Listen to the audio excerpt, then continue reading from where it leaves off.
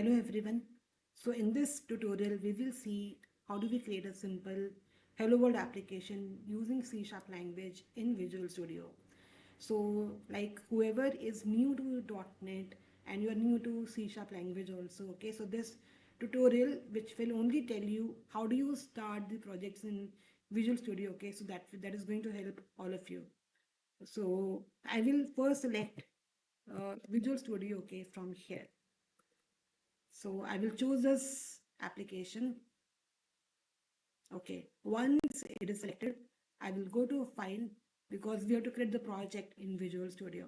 We'll go to File, we'll go to New, we'll choose this option Project, and you will find lots of templates will come here. The templates will be for web application, web API, MVC, web application using MVC architecture, but we will choose console as of now. And again, we can find when you choose console, so we can find that we get the options to change the language also. So can we see the languages C Sharp, VB, Visual Basic, TypeScript, JavaScript. Okay, but we will go with C Sharp as of now. Again, we can find that when you choose console application, we can see it, okay, from here. We can see that a project for creating a command line application, which means applications which gives you command line interface that can run on .NET on any platformings or Windows operating system, Linux and Mac operating system. But if you choose from here framework, can we find framework? Wherever framework is coming, we can see that it's only showing me Windows platform. So basically, framework applications, .NET framework applications runs on Windows platform only, whereas .NET Core applications run on any platform.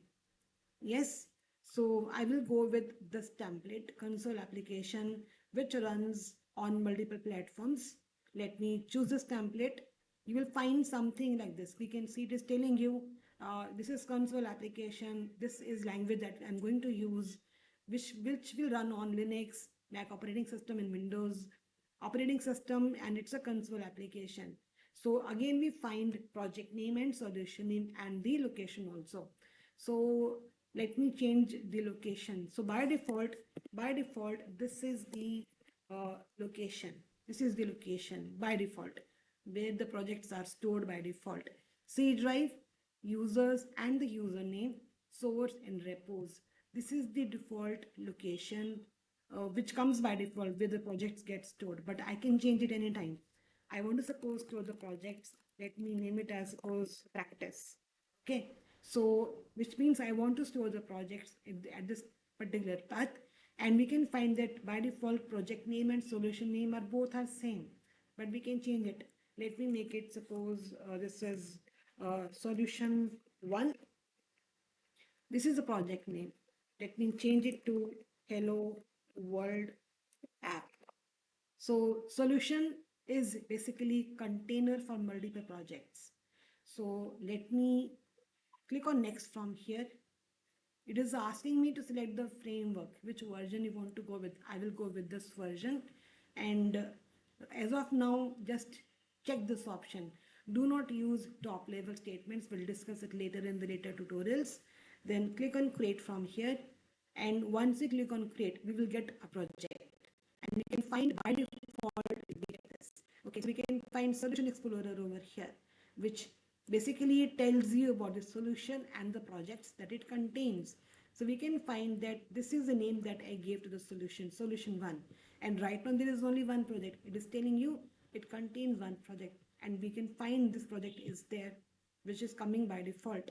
Sorry, not by default, but whatever name I gave. And we can find that this project, it basically it is the uh, project which contains all the source code, and the dependencies are also installed in this project only. So again, we find a file program.cs which contains the source code, and dependencies contain it, all the dependencies which are installed. We can find frameworks, and we can find that this has been installed by default. And again, we can find lots of libraries which are installed along with this project.